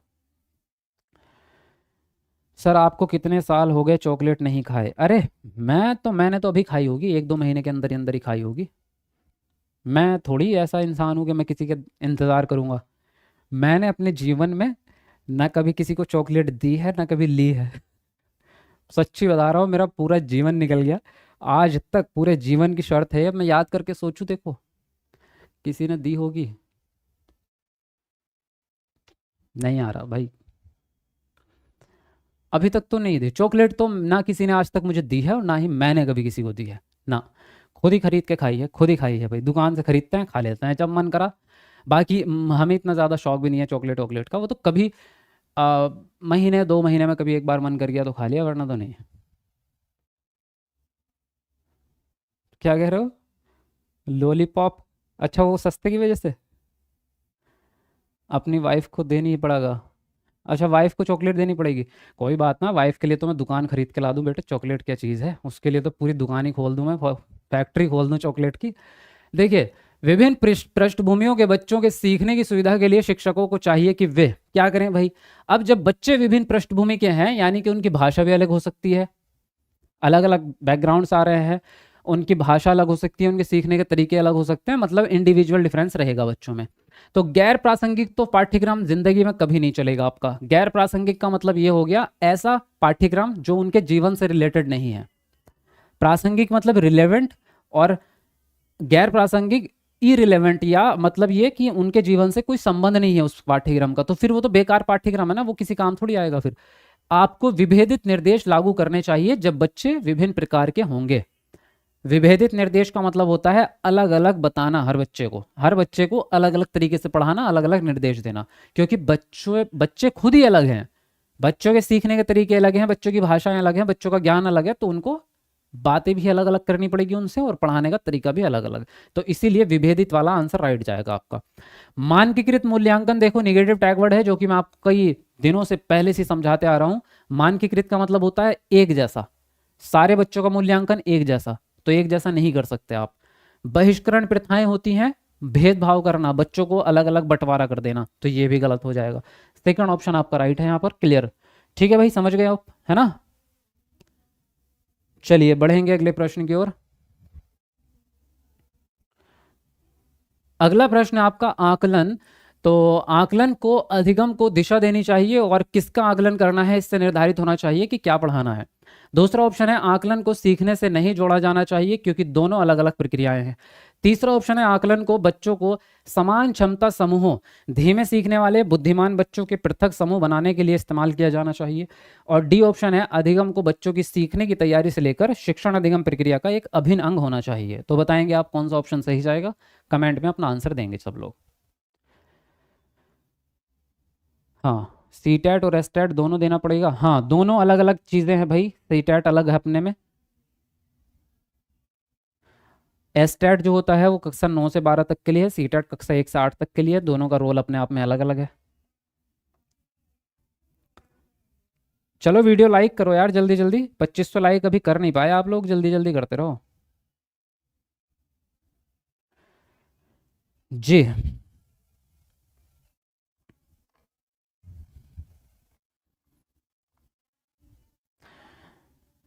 सर शादी के बाद हस्बैंड बदल जाते हैं, पहले जैसा प्यार नहीं करते, सीमा राठौड़। सीमा जी देखो, जो बात आपने बोली है, तुम ऐसी बातें पूछ लेते हो फिर मुझे बोलना पड़ता है, तुम कहोगे कि ऐसी बातें कर रहे हो सर क्लास के बीच में। अब तुम पूछते ही हो ऐसी बातें। शादी से पहले जो प्यार कर रहे हैं तो हस्बैंड आपके बाद में नहीं करते, तो शादी से पहले कर क्यों रहे हो। हम तो कर ही नहीं रहे ना शादी से पहले, हम तो शादी के बाद ही करेंगे, बात खत्म हो गई। तो हम तो वैसा ही करेंगे जैसा पहली बार होता है। तो हम, जो लोग पहले से ही करते आ रहे हैं 3-4 साल से, तो वो उन खत्म हो गया उनका प्यार, इसलिए शादी के बाद कर नहीं रहे। हमारा तो पूरा खत्म नहीं, हमने तो बचा के रखा हुआ है ना, हमारा खत्म ही नहीं हुआ, तो हम तो शादी के बाद करेंगे, अपनी वाइफ से करेंगे, तो लॉन्ग टर्म रहेगा और एक जैसा ही रहेगा, उसकी चिंता है ही नहीं, है ना, बढ़िया रहेगा। और दूसरी बात भाई, लोग अलग अलग होते होंगे, हमें नहीं पता कैसे कैसे हैं, हम जैसे हैं हम तो खुद को जानते हैं, बात खत्म। अब आकलन क्या है आपका, आकलन को अधिगम को दिशा देनी चाहिए कि किसका आकलन करना है, इस पर निर्धारित रहेंगे कि पढ़ाना क्या है, तो ये बात है आपकी गलत। इसका मतलब समझो इसका मतलब ये है कि आप वही पढ़ा रहे हैं जो पेपर में आना है, कि आकलन ही डिसाइड कर रहा है कि क्या पढ़ाना है, मतलब जो क्वेश्चंस पेपर में आएगा वो रटवा रहे हो बच्चे को, पूरा सिलेबस नहीं पढ़ा रहे हो। तो ये तरीका गलत हो गया ना आपका, आपने बच्चे को कॉन्सेप्ट तो सिखाया नहीं, आपने तो सिर्फ क्वेश्चंस रटवा दिए, तो ये गलत तरीका हो गया आपका। आपको अधिगम पे डिपेंड रहना चाहिए कि मुझे तो पूरा सिलेबस समझाना है बच्चे को, पूरा बात पढ़ानी है, पेपर में चाहे कुछ भी आए उसकी चिंता ही मत करो, तो ये गलत है आपका। फिर कह रहे हैं आकलन को सीखने से नहीं जोड़ा जाना चाहिए, ये बिल्कुल गलत हो गया आपका। आकलन तो हमेशा सीखने से जुड़ा रहेगा, अगर आकलन नहीं करोगे तो आपको पता भी नहीं चलेगा कि सीखना कितना हो रहा है, सीखने में कमी कहाँ रह रही है, सीखने को सुधारेंगे कैसे, वो फीडबैक कैसे पता चलेगा बिना आकलन के। तो आकलन और सीखना तो साथ साथ चलता रहता है, थोड़ी चीज़ें सिखाएंगे फिर आकलन करेंगे, फिर सिखाएंगे फिर आकलन करेंगे, फिर सिखाएंगे फिर आकलन करेंगे, तो जांच बीच बीच में करते रहेंगे, तो ताकि आपका सीखना बेहतर होता जाए। तो अलग नहीं कर सकते आप, है ना। फिर कह रहे हैं कि जो आपका आकलन है वो बच्चों को पृथक कर देगा, अलग अलग कर देगा। तो ये भी हमारा उद्देश्य बिल्कुल नहीं है कि बच्चों को बंटवारा कर दें हम। आकलन को बच्चों के सीखने की तैयारी से लेकर शिक्षण अधिगम प्रक्रिया तक एक अभिन्न अंग होना चाहिए, यानी जिसको अलग ही ना कर सके। लर्निंग और इवैल्यूएशन दोनों आपस में जुड़े रहेंगे हमेशा के लिए। सीखना और आकलन हमेशा साथ साथ चलेंगे, अभिन्न अंग हैं, यानी अलग नहीं हो सकते। तो आपका डी ऑप्शन यहां पर सही जाता है। समझे आप? बताओ जरा एक बार कमेंट करके कि यस और नो।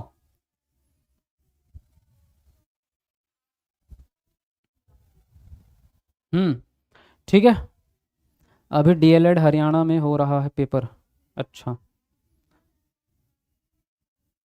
सुपर टेट बैच में एससीईआरटी पढ़ाते हैं सर, उसमें मिक्स सभी रहेगा, एससीईआरटी भी रहेगा, एनसीईआरटी भी रहेगा, सब चीज़ें रहेंगी उसमें। टोटल सारा सब्जेक्ट रहेगा जो भी आपका कंटेंट आएगा ऐसी क्लास में। बिल्कुल सही जी। ठीक है, बढ़े अगले प्रश्न पर। ठीक है, चलिए अगला प्रश्न है आपका, एक प्रगतिशील कक्षा में सीखना। पहला ऑप्शन है व्यक्तिवादी और निष्क्रिय है, दूसरा है सक्रिय और सामाजिक है, तीसरा ऑप्शन है परीक्षा उन्मुख है, और चौथा ऑप्शन है पाठ्यपुस्तक केंद्रित है। तो बताओ यहाँ पर कौन सा ऑप्शन आपका सही जाएगा? लिखेंगे अपना अपना आंसर आप लोग।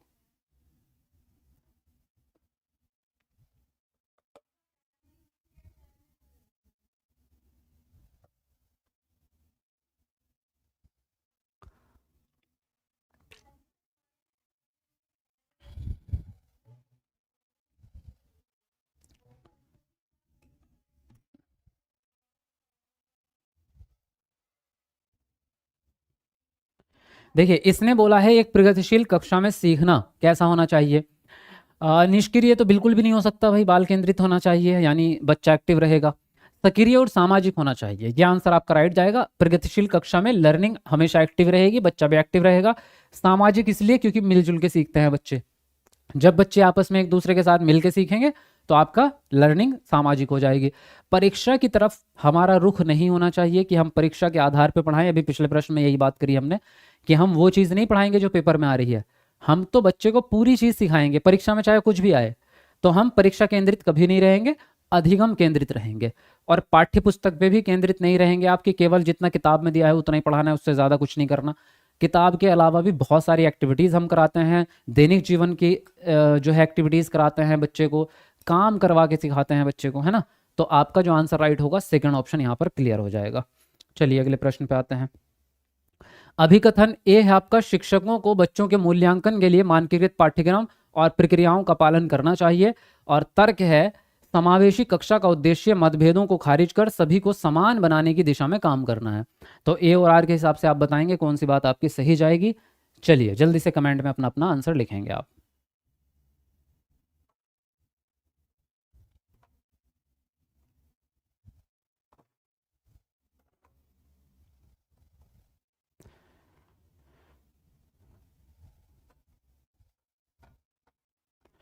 सर प्लीज़ मेरा नाम ले लो, नेहा चौधरी। नेहा चौधरी, अच्छा जी, ले लिया आपका नाम।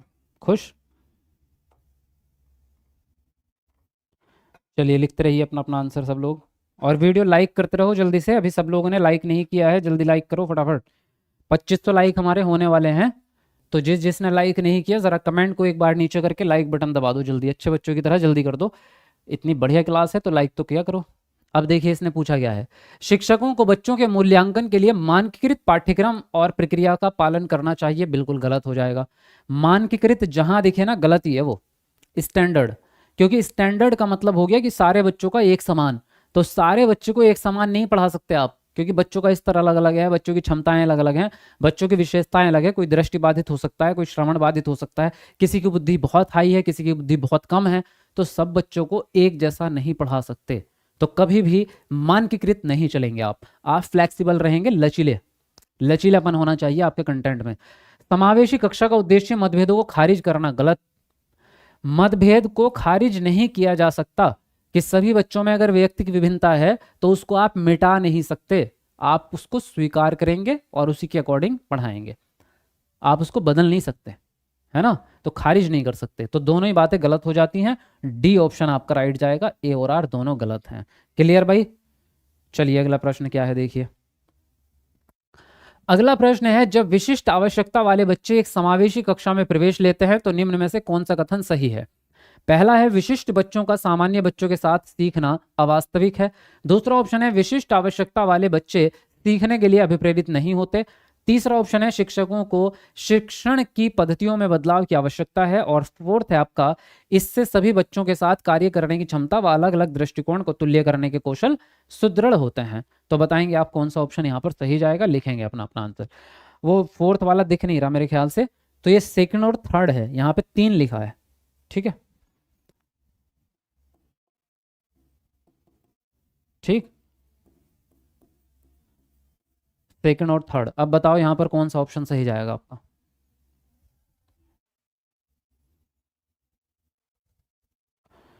हाँ सर, आप यू टेट पेपर 1 और पेपर 2 दोनों की तैयारी करा रहे? हाँ, दोनों की तैयारी है और दोनों का बैच अलग अलग है। आप जब आप बैच लेंगे गारंटी वाला बैच, तो कह के लेना कि हमें दोनों पढ़ने हैं, ठीक है, और अपना सब्जेक्ट भी बता देना।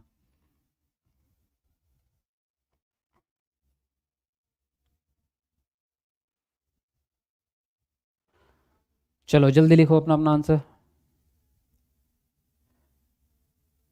थोड़ा बोल्ड अक्षर रहता तो आंसर देने में आसानी रहती, और इससे ज़्यादा और क्या बोल्ड करें भाई, पूरा बोर्ड भरा हुआ है आपका। इससे ज़्यादा बड़ा करेंगे तो बोर्ड से बाहर निकल जाएंगे आपके अक्षर। देखिए, इसने बोला है जब विशिष्ट आवश्यकता वाले बच्चे एक समावेशी कक्षा में प्रवेश लेते हैं। विशिष्ट आवश्यकता वाले बच्चे कौन से होते हैं? जो विकलांग होते हैं, है ना, डिसेबल्ड बच्चे, चाहे वो दृष्टिबाधित हों, चाहे वो शारीरिक रूप से विकलांग हो या ऑटिज्म हो, वो जब एक समावेशी कक्षा में जाएंगे तो किस तरह से आपकी कक्षा होनी चाहिए, उसमें उसके हिसाब से आंसर कौन से सही जाएंगे। विशिष्ट बच्चों का सामान्य बच्चों के साथ सीखना अवास्तविक है, गलत। ये कह रहा है कि सामान्य बच्चों के साथ आप सीख ही नहीं सकते। तो सीख सकते हैं ना, हमारी समावेशी शिक्षा तो पढ़ा रही है ना एक साथ, सामान्य बच्चे भी और दिव्यांग बच्चे भी एक साथ पढ़ते हैं। विशिष्ट आवश्यकता वाले बच्चे सीखने के लिए अभिप्रेरित नहीं होते, ये भी गलत है। क्या दिव्यांग बच्चे मोटिवेट नहीं होते कि मुझे कुछ सीखना है? होते हैं, वो अपनी क्षमता के अकॉर्डिंग सीखते हैं, लेकिन मोटिवेट रहते हैं, वो उन्हें भी लगता है कि हमें भी पढ़ना है, हमें भी सीखना है। शिक्षकों को शिक्षण पद्धतियों में बदलाव की आवश्यकता है, यस। शिक्षकों को दिव्यांग बच्चों के अकॉर्डिंग और सभी बच्चों के अकॉर्डिंग अपने टीचिंग मेथड में परिवर्तन करना पड़ता है भाई, जैसा बच्चा वैसा तरीका आपका। इससे सभी बच्चों के साथ कार्य करने की क्षमता व अलग अलग दृष्टिकोण को तुल्य करने के कौशल सुदृढ़ होता है, ये भी सही है आपका। यानी सारे बच्चे क्या करेंगे, एक तो बच्चों को साथ में करने के सहयोग के साथ काम करना आ जाएगा बच्चों को, और दूसरी बात, अलग अलग दृष्टिकोण सीखने को मिलेंगे कि बच्चे को अपना भी पता है कि मैं क्या सोचता हूँ इस टॉपिक के बारे में, दूसरा बच्चा क्या सोचता है, तीसरा बच्चा क्या सोचता है, तो विभिन्न प्रकार के दृष्टिकोण सीखने को मिलेंगे। तो यहाँ तीसरा और चौथा सही है भाई। अब कहाँ है तीसरा और चौथा? यहाँ है सेकेंड ऑप्शन में। क्लियर? कोई दिक्कत, किसी को परेशानी, समझ में आया कि नहीं आया बताओ। चलिए अगले प्रश्न पे आते हैं फटाफट से। अरे हुए नहीं 2500 लाइक तुम्हारे अभी तक, जल्दी से करो। 2500 लाइक में अभी भी 4 लाइक कम बच रहे हैं, तो ये 4 बच्चे कमेंट को नीचे करके जल्दी लाइक बटन दबा के आओ। कौन करेगा, कौन है वो लक्की पर्सन जो 2500 वाला लाइक पूरा करेगा? जल्दी करके आओ, बताओ फिर। और देखो, प्रतिभाशाली अधिगमकर्ताओं के संदर्भ में लीक से हटकर सोचने का इस्तेमाल किसके लिए किया जाता है? निम्न स्तर की सोच, अभिसारी सोच, अनम्य सोच या अपसारी सोच? बताओ कौन सा ऑप्शन सही जाएगा, लिखो अपना अपना आंसर।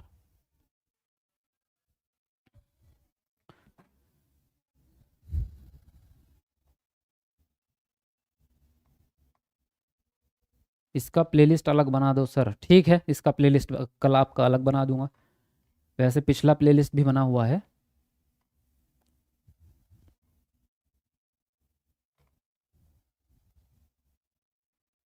चलो बढ़िया कर रहे हो, जल्दी से करते रहो सब लोग अपना अपना आंसर।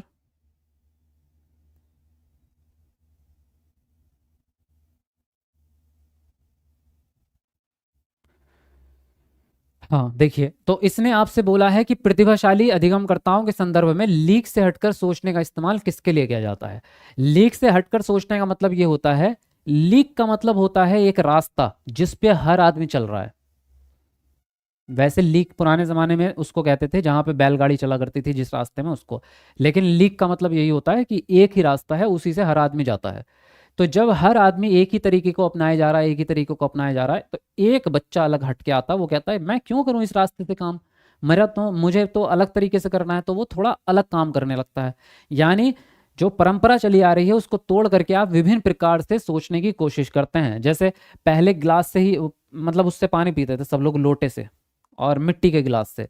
तो फिर नए लोग आए, उन्होंने क्या कर दिया, बोतल बना दी, कप बना दिए, उन्होंने जो है ऐसी बोतलें डिजाइन वाली बना दी, अलग अलग प्रकार की चीजें बना दी। तो नए हटके सोचना, यानी पुरानी सोच से हटकर कुछ नया आइडिया, तो इसको हम कहते हैं अपसारी चिंतन। क्या कहेंगे इसको? अपसारी। देखो ये निम्न स्तर की सोच तो हो नहीं सकती वैसे भी। जो आदमी सारे जमाने से हटके कुछ नया सोच रहा है वो निम्न स्तर का होगा, वो तो उच्च होगा ना। अभिसारी होता है जो केवल एक ही तरीके से सोचता है। अनम्य वो होता है जिसको बदला नहीं जा सकता, ये भी एक ही तरीके पर अटका रहता है। अब सारी वो होता है ये वाला जो विभिन्न तरीकों से सोचता है, इसको कहते हैं डाइवर्जेंट थिंकिंग। तो डी ऑप्शन यहाँ पर आपका सही जाता है। ठीक है, चलिए अगले प्रश्न पे आते हैं। शिक्षा में समावेश का क्या अर्थ है? पहला ऑप्शन है विशेष विद्यालयों में विकलांगों की शिक्षा का प्रबंध। दूसरा ऑप्शन है शिक्षा बच्चों को गुणवत्तापूर्ण शिक्षा का प्रावधान, सभी बच्चों को गुणवत्तापूर्ण शिक्षा का प्रावधान। सी है आपका प्रतिभाशाली बच्चों का विशेष विद्यालयों में नियोजन। और डी ऑप्शन है समावेशी व्यवस्था में विशेष बच्चों के लिए अलग अलग वर्गों का प्रावधान। तो बताइए यहां पर कौन सा ऑप्शन सही जाएगा? लिखेंगे आंसर। बताइए कैसे लग रहा है क्लास, आपको समझ में आ रही है सब चीजें? आप बहुत अच्छा पढ़ाते हैं sir. Sadaf Anjum, thank you जी।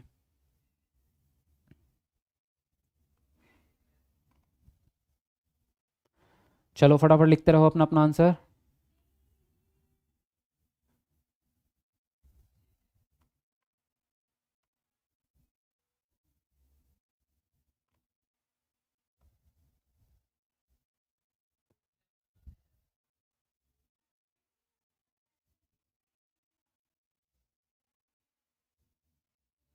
हम्म,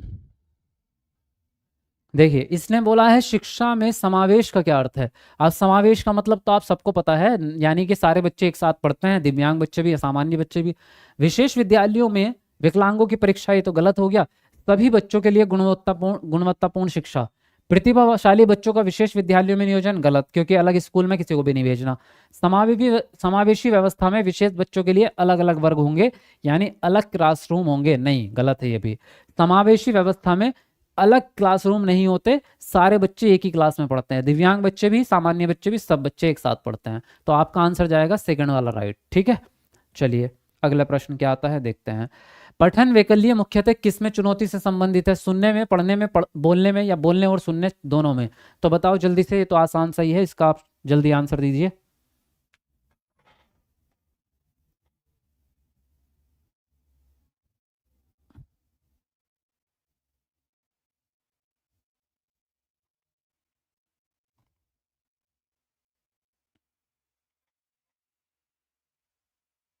हम्म,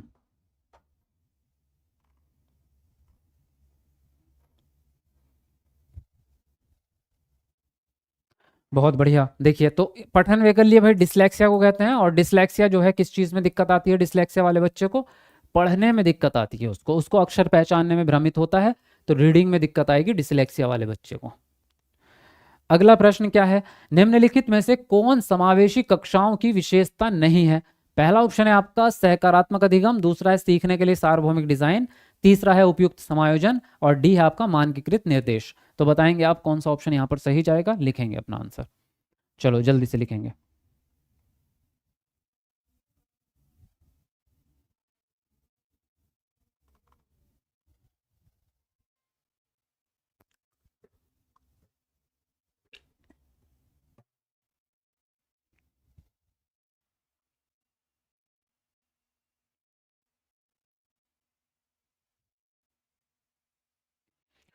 हाँ जी, तो क्या लगा आपको? देखिए कौन सा निगेटिव है इनमें से? सहकारात्मक अधिगम, यानी एक दूसरे के सपोर्ट करके मिल के सीखना, ये तो पॉजिटिव हो गया। सीखने के लिए सार्वभौमिक डिजाइन, सार्वभौमिक डिजाइन उसको कहते हैं स्कूल का ऐसा वातावरण जिसमें हर बच्चे के सीखने की सुविधाएं मौजूद हों, तो हर बच्चे के लिए है, ये भी पॉजिटिव। उपयुक्त समायोजन, यानी एडजस्ट कर पाए बच्चा आपका उपयुक्त तरीके से, तो उसके उपयुक्त समायोजन के लिए आपको सारी सुविधाएं उपलब्ध करानी पड़ेंगी वो स्कूल में, तो ये भी अच्छी बात है। मानकीकृत निर्देश निगेटिव बात है भाई। मानकीकृत का मतलब हो गया एक जैसा निर्देश हर बच्चे को देना। हर हर बच्चा एक जैसे निर्देश का पालन नहीं कर सकता, क्योंकि बच्चे डिफरेंट डिफरेंट हैं। जैसे कि आप बच्चे से कहेंगे कि अपनी किताब निकालिए और रजिस्टर पर लिखना स्टार्ट कीजिए, अब आपकी क्लास में एक बच्चा दृष्टिबाधित है, वो कैसे रजिस्टर पर लिखेगा? लिख ही नहीं सकता। एक बच्चा डिस्ग्राफिया वाला है, उसको लिखने में दिक्कत आती है, नहीं लिख सकता वो।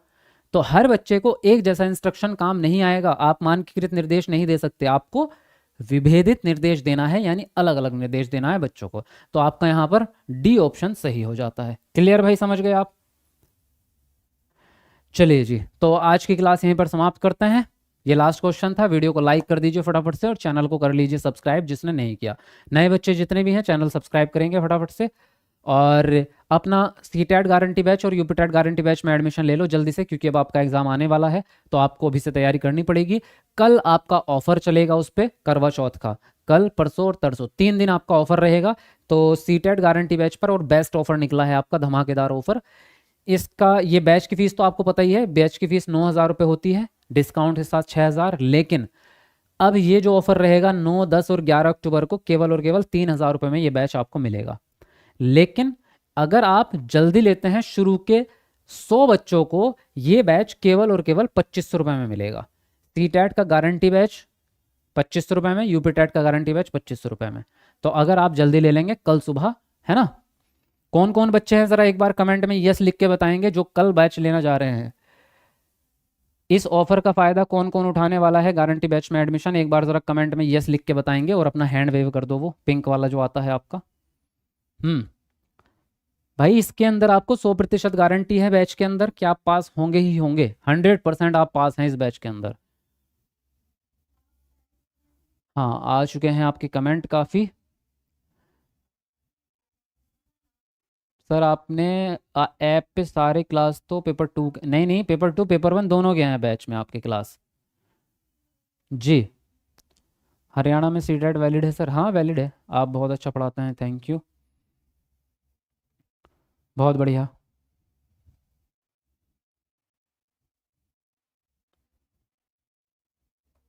सुपर से ऊपर क्लास जी, हम हैं। हाँ ठीक है, सभी लोग एक बार यस लिखेंगे भाई जल्दी से। हाँ, तो अब आप देख सकते हैं खुद ही कि आपको जो है, अगर आपको थोड़ा सा फ़ायदा उठाना है, अगर आपको शुरू के 10 बच्चों मतलब शुरू के 100 बच्चों में एडमिशन लेना है, यानी केवल 2500 रुपये में, तो आपको जल्दी लेना पड़ेगा। तो कल सुबह 10 बजे से आप कॉल कर सकते हैं, 10 बजे से लेकर रात के 9 बजे तक, और आप एडमिशन ले सकते हैं। तो ये सारे नंबर है आपके कॉल करने के लिए ऑफिस के हमारे। तो आप यहाँ कॉल करेंगे और यहाँ पे बताएंगे कि हमें जो है सीटेट का गारंटी बैच लेना है या यूपीटेट का गारंटी बैच लेना है। तो आपको वो पूरी प्रक्रिया समझा देंगे कैसे आपका एडमिशन होगा। तो जल्दी कॉल कर लेना, वरना तो ये 100 सीटें मुझे लगता है शुरू में ही जल्दी ख़त्म हो जाएंगी, फिर शाम तक तो आपको फिर 3,000 में मिलेगा।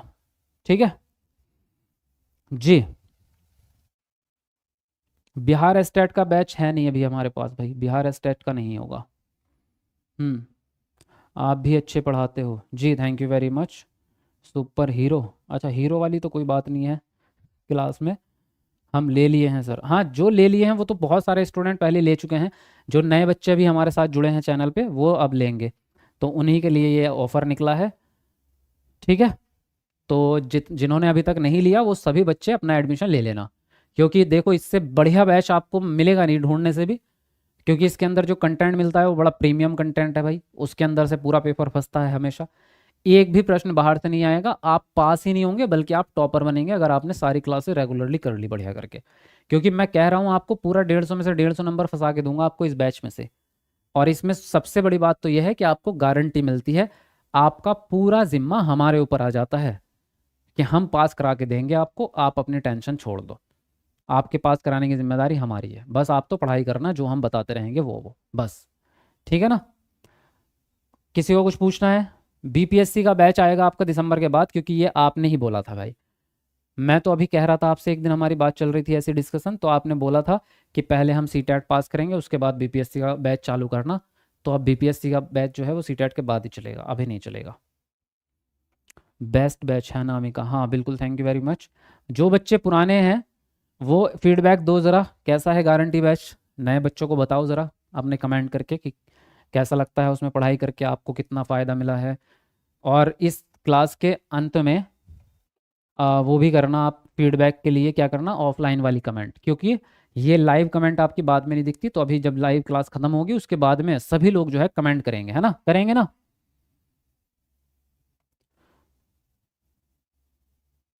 हम्म,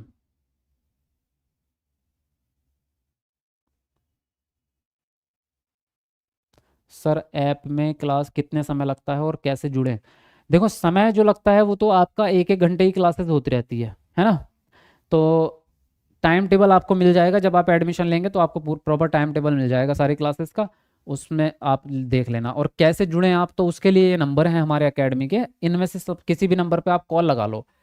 और ये सारे नंबर हमारी एकेडमी के हैं, तो जब आप कॉल करेंगे तो हमारी पूरी टीम होती है बात करने के लिए, तो वो आपसे बात करेंगे और वो आपको समझा देंगे कैसे आपका एडमिशन होगा, सब चीज़ें। ठीक है, अब मैं इस क्लास को फिनिश कर रहा हूँ। अपना सुबह 10 बजे के बाद आप कॉल करना और अपना एडमिशन ले लेना। ठीक है भाई, और वीडियो के बाद में कमेंट कर देना भाई, सब लोग ज़रूर कमेंट कमेंट करके जाना फीडबैक के लिए। चलिए मिलते हैं आपसे कल, तब तक के लिए bye bye, take care, good night, best of luck.